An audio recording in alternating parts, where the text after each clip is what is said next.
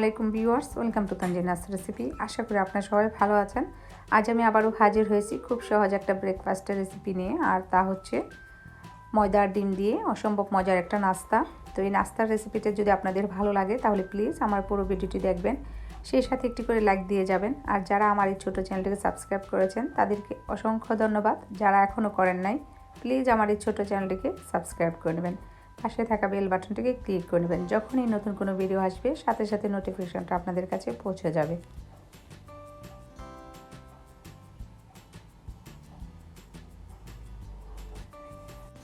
চলুন তাহলে শুরু করা যাক। তো প্রথমে একটা মিক্সিং বলে আমি 1 কাপ ময়দা নিয়েছি, আর তার মধ্যে দিয়ে দিচ্ছি স্বাদ মতো লবণ, তারপর দিয়ে দিচ্ছি হাফ টেবিল চামচ পরিমাণের তেল, আর দিয়ে তারপর এটাকে মিক্সড করেছি। এখন আমি এখানে 1.5 কাপ ঠান্ডা পানি নিয়েছি, সেই পানিটা দিয়ে অল্প অল্প করে ডোটা তৈরি করে নেব, মানে ব্যাটারটা তৈরি করে নেব। তো ব্যাটারটা আমার তৈরি হয়েছে। তো আমি একটা গোল চামচ দিয়ে চেক করে দেখাচ্ছি আপনাদেরকে, মানে এটার কনসিস্টেন্সিটা কীরকম থাকবে। এরকম থাকবে, মানে খুব বেশি ঘন হবে না, এটা একটু পাতলাই হবে। আর এখানে আমি 2টা ডিম নিয়েছি, সাথে নিয়েছি কাঁচামরিচ, তারপর পেঁয়াজ কুচি, ধনেপাতা কুচি। তো কাঁচামরিচটা আমি মানে 3টা ছোটো সাইজের কাঁচামরিচ মানে কুচি কুচি করে কেটে নিয়েছি। আর এখানে আমি চাট মশলা দিয়েছি হাফ চা চামচ, আর হাফ চা চামচ দিয়েছি জিরার গুঁড়া। এটাকে আমি পেঁয়াজ আর ধনেপাতা কাঁচামরিচের সাথে প্রথমে একটু মাখিয়ে নিলাম, মিক্সড করে নিলাম। তারপর ডিমটা ফেটিয়ে নিয়েছি, তাতে করে সুন্দরভাবে কিন্তু মিক্সড হয় মশলাটা, মানে ডিমের সাথে। নয়তো বা অনেক সময় মানে ডিমের সাথে মশলাটা মিক্সড হতে চায় না। তারপর সামান্য একটু মানে লবণ দিয়েছি। তো এখন এখানে আমি নিয়েছি শসা কুচি আর পেঁয়াজ কুচি, আর সাথে দিয়ে দিচ্ছি 1 টেবিল চামচ মানে টমেটোর কেচাপ, দিয়ে মিক্সড করে নিতে হবে।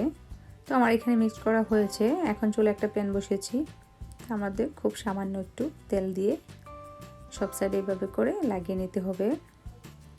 তারপর মানে ব্যাটারটা দিয়ে পরিমাণ মতো এভাবে করে মানে চামচটা দিয়ে স্প্রেড করতে হবে।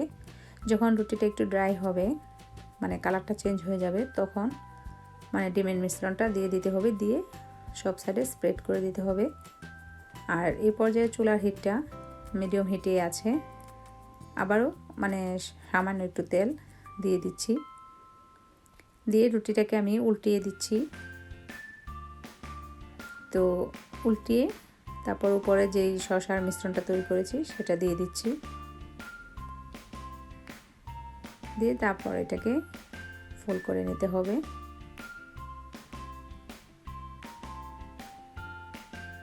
ভালোভাবে ফোল্ড করতে হবে যেন ভিতর থেকে মিশ্রণটা না বের হয়।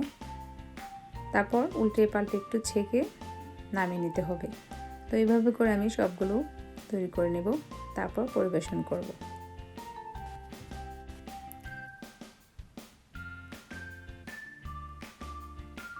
তৈরি হয়ে গেল আমার ঝটপট সকাল বিকালের নাস্তা রেসিপি। যদি ভালো লাগে তাহলে আমার ভিডিওটি একটি লাইক দিয়ে সাথেই থাকুন। খুব বেশি ভালো লাগলে ফ্রেন্ডস ও ফ্যামিলির সাথে শেয়ার করুন। আর এটা অসম্ভব মজা হয়েছে। আপনারা যে কোনো সময় হঠাৎ করে গেস্ট চলে আসলে এভাবে করে একটা নাস্তা তৈরি করে দিতে পারেন, তাহলে কিন্তু সবাই খুশি হবে। তো আজ এই পর্যন্তই। সবাই ভালো থাকুন, সুস্থ থাকুন, নিরাপদে থাকুন। আল্লাহ হাফেজ।